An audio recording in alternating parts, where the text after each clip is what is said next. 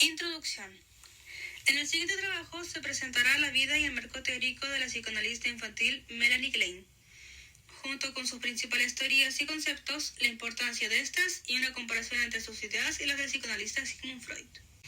Este trabajo es importante en la formación de los estudiantes como futuros psicólogos, ya que les permite conocer teorías importantes del psicoanálisis y dimensionar la complejidad que éstas tienen. El método utilizado para llevar a cabo este proyecto fue a través de la revisión bibliográfica de diferentes textos y trabajos que abordan los temas utilizados. Melanie Klein nació en Viena el 30 de marzo de 1882 en el seno de una familia centroeuropea de origen judío. Su padre, Maurice Reises, era médico general y dentista. Su madre, Libusa Deutsch, tuvo 4 hijos: Emile, Manuel, Sidonie y Melanie. Melanie, tras tener que dejar de lado su intención de estudiar medicina a causa de su noviazgo con 17 años y casamiento con Arthur Klein a los 21, estudió arte e historia en la Universidad de Viena, pero sin llegar a graduarse en nada. Su acercamiento al psicoanálisis fue por razones terapéuticas personales, dado que aquejaba intensas y prolongadas depresiones, teniendo incluso que ser ingresada en diversas casas de salud por este motivo. Sus estados depresivos estaban de alguna manera conectados con su fracaso matrimonial. Parece ser, en todo caso, que fue decisivo en su búsqueda del psicoanálisis la lectura del ensayo freudiano sobre el sueño, cuando ella vivía en Budapest. No hay precisión sobre cuándo llevó a cabo su primer análisis personal con Sándor Ferenczi. A mediados de febrero, Ferenczi enfermó de tuberculosis pulmonar, ingresando en un sanatorio cercano a Viena. Dicho tratamiento terminó por convertirse en su primer periodo de formación psicoanalítica, asistiendo en 1918 como invitada al Quinto Congreso Psicoanalítico Internacional, celebrado los días 28 y 29 de septiembre en Budapest, donde vio por primera vez a Sigmund Freud. Modelo teórico de la autora.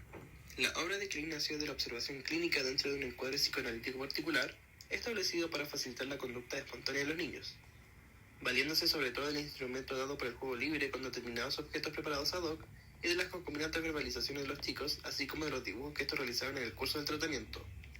En este encuadre, los pequeños ponían en marcha una rica y compleja fantasía que contenía la expresión de variadas temáticas pulsionales, especialmente las agresivas, conectadas a los objetos significativos para el niño, tanto objetos internos como externos, con la consiguiente ansiedad y necesidad de una serie de defensas para su control.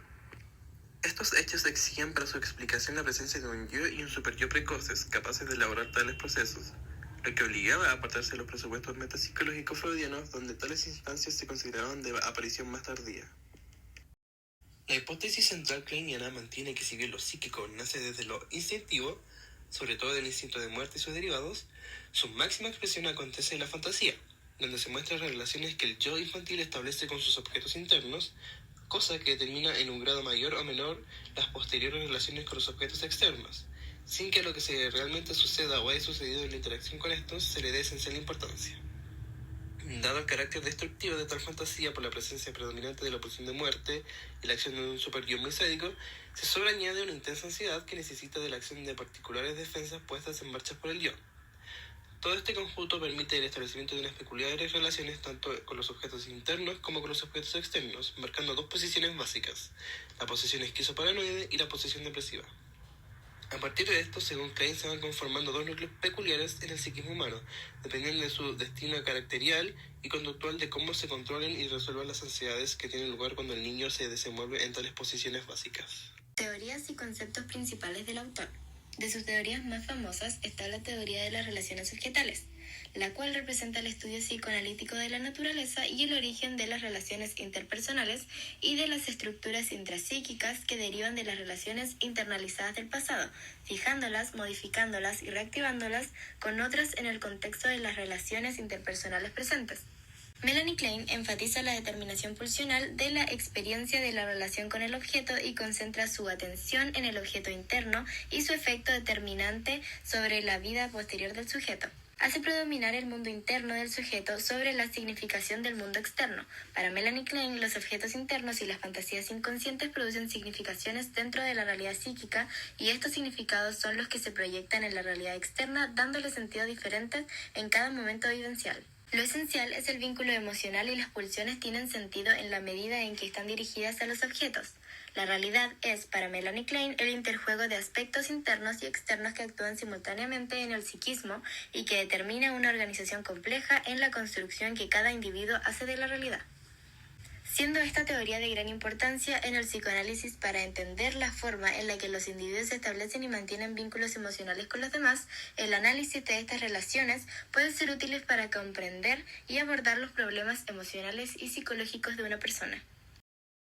Eso nos lleva a un concepto clave en la teoría de Klein. La fantasía inconsciente, según Melanie Klein, es la expresión mental de los impulsos instintivos, por consiguiente existe como estos desde el comienzo de la vida. Crear fantasías es una función del yo. De esto se desprende que desde el nacimiento el yo establece relaciones con los objetos en la fantasía y en la realidad, y aclara que la fantasía no hay que pensarla como una fuga de la realidad, sino como inevitablemente unida a las experiencias reales y en continua interacción entre ellas.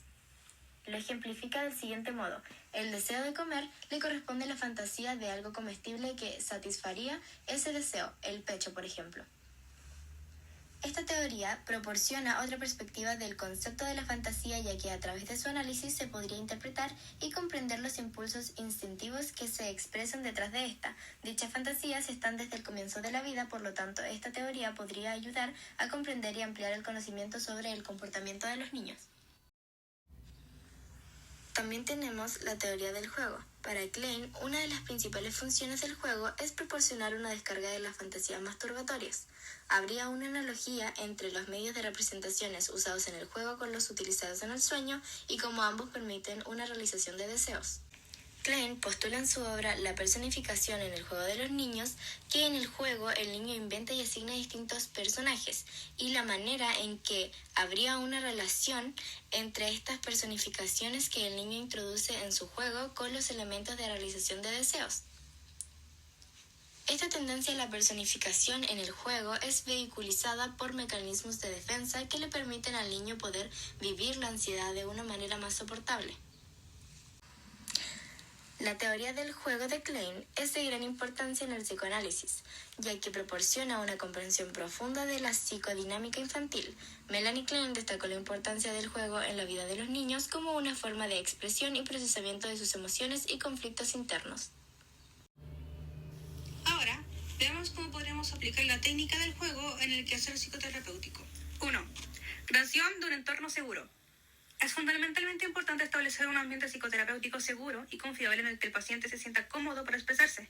Esto incluye crear un espacio de juego con juguetes y materiales adecuados, así como asegurarse de que el paciente se sienta aceptado y comprendido por el analista. Observación activa. El analista debe observar activamente el juego del paciente.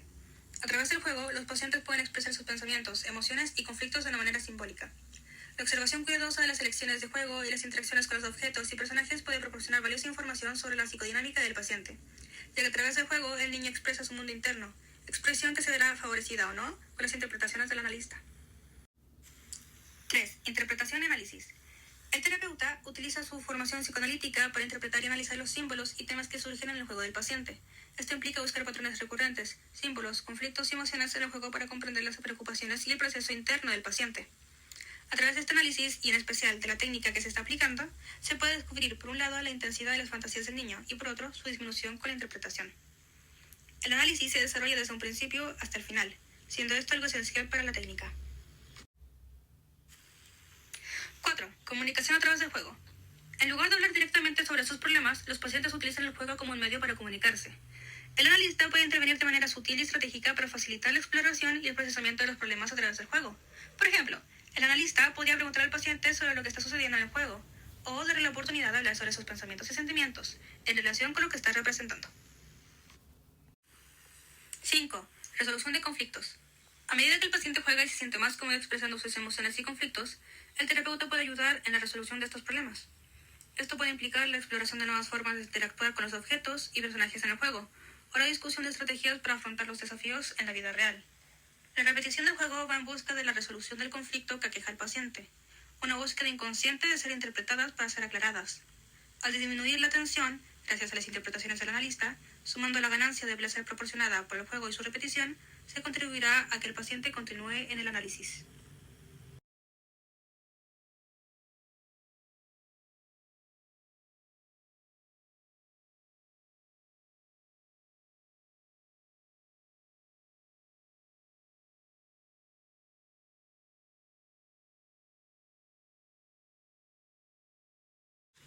Ahora veremos algunas semejanzas y diferencias que tiene con Sigmund Freud. Freud, al analizar sus relaciones con la figura paterna, le otorgará una inmensa grandeza, lo que lo llevará a pensar que esa es la figura central en el desarrollo de una criatura. Es realmente impresionante el papel primordial que ocupa en toda la obra de Freud el padre, quedando así en la penumbra la imagen de la madre, viéndola tan solo como un objeto. En cambio, Klein introduce definitivamente a la madre en el psicoanálisis. Esta autora no solo señala a la madre como un sujeto y objeto de nuestro mundo interno, como el centro de la primera relación que vincula al bebé a ansiedades y defensas primitivas, sino que además apunta a la importancia de la comunicación no verbal, tanto en el niño como en el adulto. La concepción de pulsión de muerte. Para Freud, la pulsión de muerte tiende a la reducción a cero de la excitación, a retomar al ser vivo al inorgánico. Sabemos que esta se dirige primeramente hacia adentro y tiende a la autodestrucción. Luego se dirige al exterior en forma agresiva o destructiva. La conceptualización kleiniana de la pulsión de muerte se evidencia con la ansiedad como respuesta del yo ante una situación vivenciada como peligrosa. Klein adjudica al niño desde su nacimiento como un yo débil, precario, poco organizado, que de todos modos puede implementar ciertos mecanismos de defensa que le permitan su desarrollo psíquico.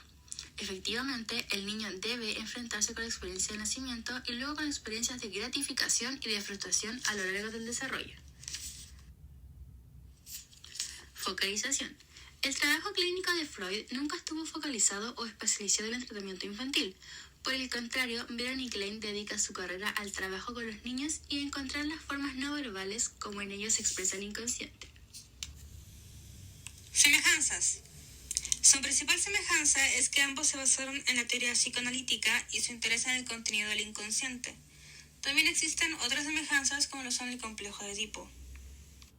Tanto en la teoría de Sigmund Freud como en la de Melanie Klein, se admite que el complejo de Edipo es un momento de la vida psíquica en el cual intervienen, durante su trama principal, los mismos tres personajes, el hijo, la madre y el padre.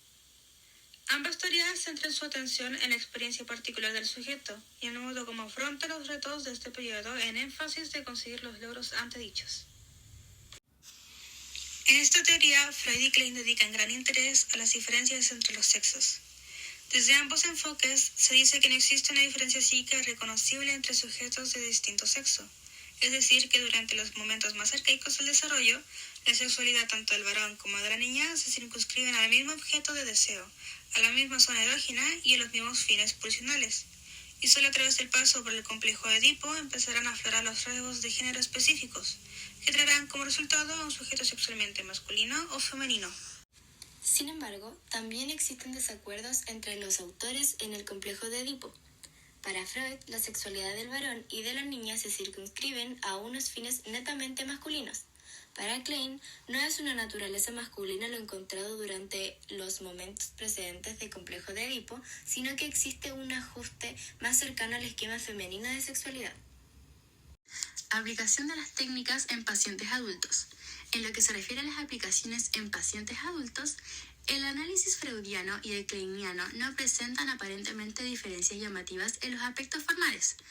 Un similar encuadre proporcionado al paciente, 5 o 6 sesiones semanales de 50 minutos de duración, estando aquel tendido en el diván con el analista tras él respetándose las reglas tradicionales, asociación libre, atención flotante, neutralidad y abstinencia, e interpretándose el material que surge de las asociaciones libres.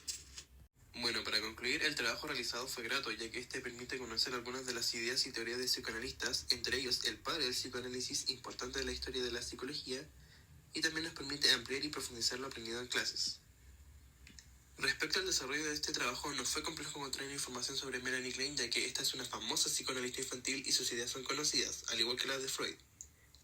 Se encontraron muchos trabajos y páginas confiables en donde se exponían estas teorías y se pudieron utilizar para la realización de este proyecto. Podría decirse que lo más complejo en el desarrollo del trabajo fue la interpretación de los diferentes conceptos utilizados por los psicoanalistas y también los conceptos expuestos por Melanie, y también la extracción de información, ya que algunas fuentes eran pagadas.